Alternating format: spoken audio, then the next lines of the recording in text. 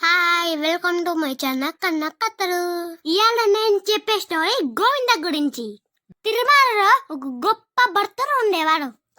అతనే అనంతార్వాల్. ప్రతిరోజు స్వామి కోసం ఫ్లవర్స్ పెంచేవారు. అతని భక్తి ఎంతో నిజమైనది.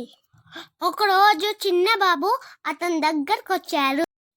ఆ బాబు అన్నారు, అయ్యా నేను హెల్ప్ చేయాలా?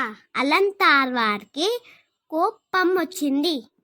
ఇది స్వామి సేవ, నాకు హెల్ప్ అవసరం లేదని చెప్పాడు. కోపంతో ఆ బాబు మీద గుణపం ఇస్తారు. అప్పుడు ఆ బాబుకి దెబ్బ తగిలింది.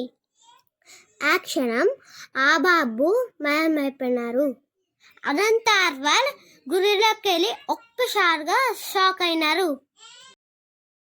స్వామివారి ముఖంపై అదే దెబ్బ కనిపించింది. అప్పుడు అనంతార్వాల్కి అర్థమైంది ఆ బాబే గోవింద అని. అతను చాలా బాధపడతాడు. అయ్యో, నేను స్వామికి దెబ్బ తాకిచ్చానా? స్వామి పాదాలు పట్టుకొని ఏడుస్తారు. భక్తి అంటే కోపం కాదు, ప్రేమ, వినయ. స్వామివారు అతని భక్తికి మెచ్చి ఆ దెబ్బను కూడా ఆపరంగా స్వీకరించారు. ఇక తత్త విన్నారు కదా, లైక్ అండ్ సబ్స్క్రైబ్ చేసుకొని జై గోవిందా.